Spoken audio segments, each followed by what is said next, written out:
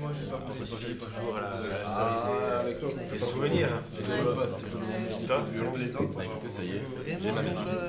Ton chante plus surtout.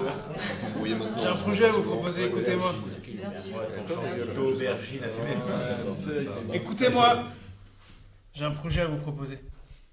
Si on lotit la Cerisée et la terre qui longe la rivière pour y construire des villas, vous n'en tirez pas moins de 25 000 par an de bénéfices. C'est absurde. Croyez-moi, si vous annoncez dès maintenant que vous lotissez, je vous promets qu'à l'automne, il ne vous restera pas un terrain à louer.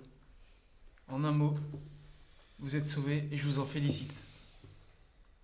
Il faut juste nettoyer un peu, abattre par exemple les vieilles bâtisses, cette maison-ci qui n'est plus bonne à rien, abattre la cerisée. Abattre la cerisée. Tiré par les cheveux là. C'est pas possible. Pardon mon cher, mais vous n'y entendez rien. S'il y a bien dans notre province quelque chose d'intéressant et de remarquable, c'est notre cerisée. Il n'y a de remarquable dans votre cerisée que son étendue. On ne récolte de cerises que tous les 2 ans et personne ne veut les acheter. Même dans le dictionnaire encyclopédique, il est parlé de cette cerisée. Il n'y a aucune autre issue, je vous le jure, aucune. Dans le temps, on faisait sécher les cerises. On les conservait dans le vinaigre, on en faisait confiture. Vous vous souvenez? Ouais. Il arrive même qu'on envoie à Moscou des charrettes entières de cerises sèches. Ça faisait de l'argent. Et les cerises alors? Elles étaient douces, juteuses, parfumées. On savait la manière de les préparer. Et qui en a la recette aujourd'hui? On l'a oublié, personne ne la sait plus.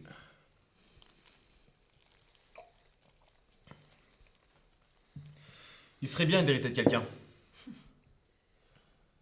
Il serait bien de marier Anya à un homme très riche. Il serait bien de tenter notre chance chez la comtesse, notre tante. Elle est riche. Très riche. Notre tante est très riche, mais nous aime pas. C'est malheureusement vrai, cousin. Bon, jeudi. J'étais au tribunal, il est venu du monde. On a commencé à parler de choses et d'autres. Et il me semble qu'on pourra emprunter sur billet de quoi payer les intérêts. Mardi, je retournerai en ville et j'en parlerai encore. Ta mère parlera à Lopakhin. Il ne lui refusera certainement pas d'aider. Et toi, quand tu seras reposé, tu iras parler à ta grande-tante, la comtesse. Ainsi, nous agirons de 3 côtés. Et nous paierons les intérêts, j'en suis convaincu. Sur mon honneur. Sur tout ce que vous voulez. Je vous le jure, le bien ne sera pas vendu. Je le jure sur mon être, cela ne sera pas. On dit que les très riches d'Eriganov se proposent d'acheter votre bien et qu'il viendra lui-même à la vente. Et d'où tenez-vous cela? On le dit en ville. Si votre tante vous envoie de l'argent comme vous l'espérez, combien vous enverra-t-elle? Tout au plus 10 à 15 000. Ils sont déjà très beaux venant de sa part.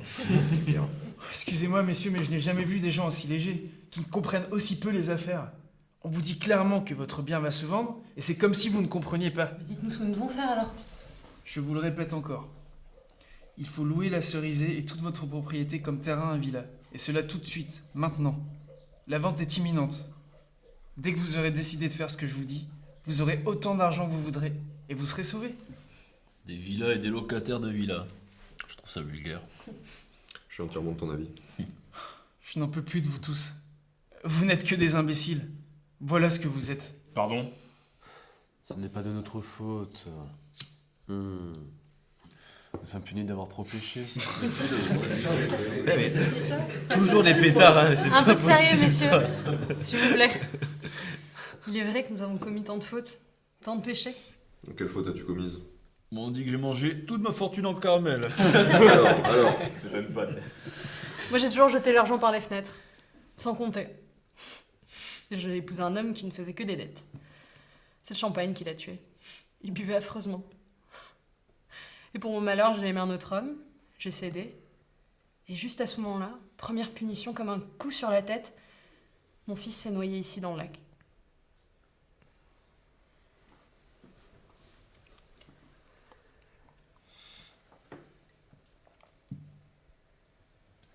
Alors je suis partie à l'étranger pour ne plus voir ce lac. Je fuyais les yeux fermés. J'ai alors acheté une villa près de Menton. L'homme que j'aimais m'y a suivi, puis il est tombé malade. Pendant 3 ans, je me suis épuisée à le soigner. L'an dernier, quand il a fallu vendre la villa pour payer les dettes, je suis partie à Paris. Il a rencontré une autre femme, m'a tout pris, puis il m'a quittée. J'ai voulu m'empoisonner. C'est si bête. Si honteux.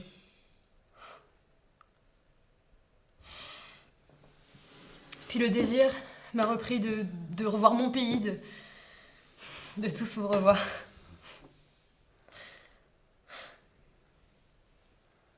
J'ai reçu aujourd'hui de Paris un télégramme de cet homme.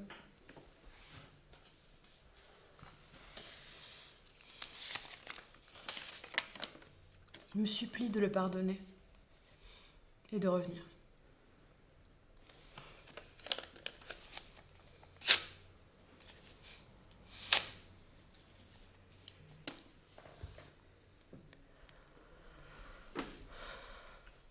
Dis un truc. Figurez-vous que j'ai vu une pièce extrêmement drôle hier soir. C'était quoi? Messieurs, vous ne devriez pas aller voir jouer des pièces, mais vous examiner un peu plus. Je suis désolé, mais votre vie à tous est terne. Vous parlez pour ne rien dire. C'est vrai, notre vie est stupide. Mon père était un homme qui ne comprenait rien. Il m'a pas donné d'instructions. Au fond, je suis aussi idiot que lui. Je n'ai rien appris. J'ai une vilaine écriture. J'écris si mal que j'ai honte devant les gens. Un vrai cochon. Est-ce que quelqu'un pourra me prêter sa voiture mardi? La mienne est en panne. Tu veux encore que je te prête ma voiture? Forcément, mais j'en ai besoin, c'est tout. Parlez-moi encore des planètes, Pierre. C'est un vaste sujet, si je commence j'aurai beaucoup de mal à m'arrêter. J'ai toute la soirée. Eh ben, écoute.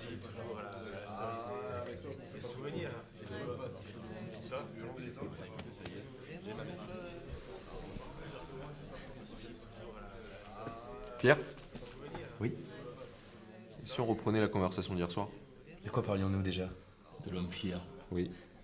Nous en avons parlé longtemps, mais sans arriver à aucune conclusion sensée. Selon vous, il y a quelque chose de mystique dans l'homme fier.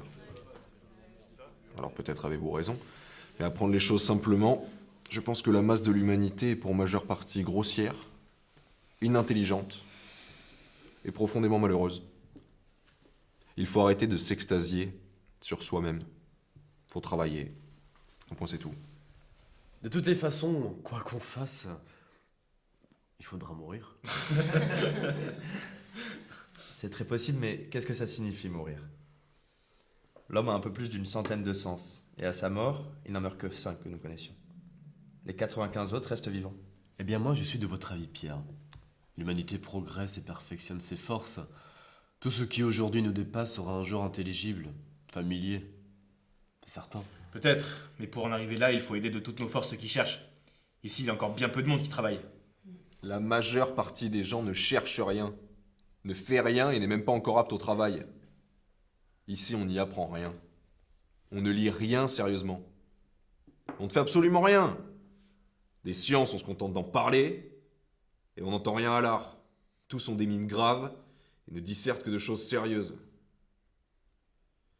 D'autres font de la philosophie, et néanmoins, la majorité d'entre nous, 99%, vit comme des sauvages.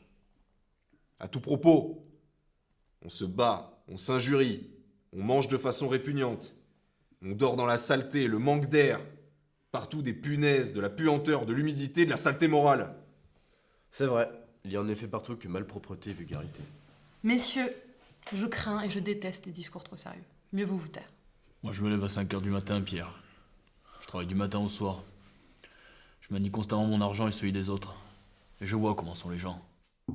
Il suffit de se mettre à faire n'importe quoi pour comprendre qu'il y a peu de gens honnêtes, convenables. Moi, quand je ne peux pas m'endormir, je pense, Seigneur, tu nous as donné d'immenses forêts, des champs infinis, les horizons les plus vastes, et nous devrions avec tout cela être des géants. Après cette leçon de poésie, finons passions à table. Ne l'oubliez pas, le 22 courant, on vend la cerisée. Pensez-y bien. Pensez-y.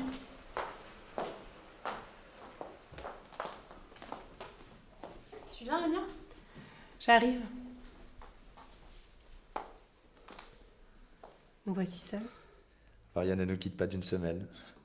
Elle ne peut pas concevoir que nous soyons au-dessus de l'amour. Il fait extrêmement bon aujourd'hui. Oui, le temps est merveilleux. Pierre, qu'avez-vous fait de moi? Comment se fait-il que je n'aime plus la cerisier comme jadis? Je l'aimais tant. Je ne croyais pas qu'il y eût sur terre un endroit plus beau que notre verger. La terre est grande et belle et il ne manque pas de merveilleux endroits.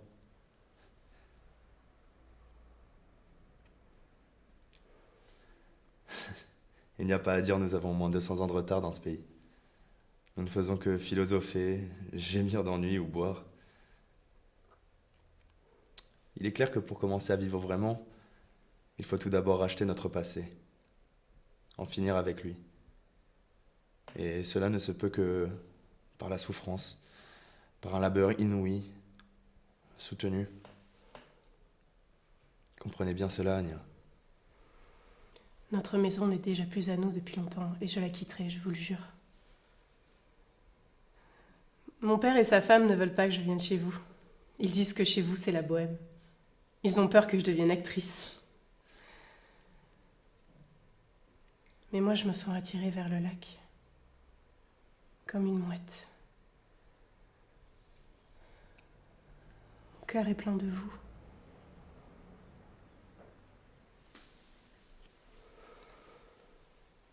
Nous sommes seuls. Il y a quelqu'un là-bas?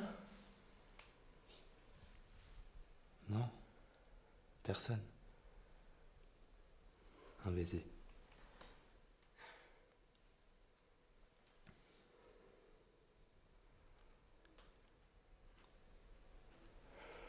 Je vous aime.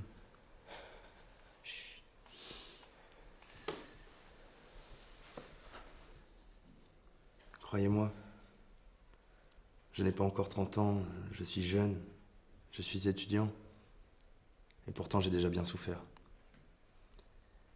Dès que vient l'hiver, je suis affamé, inquiet, malade, pauvre comme un gueux. Et pourtant, chaque minute, jour et nuit, de vagues pressentiments remplissent mon âme. Je pressens le bonheur.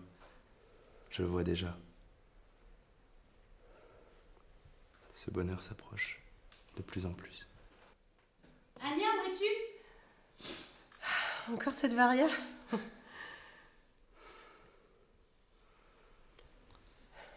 Allons vers le lac, nous y serons bien.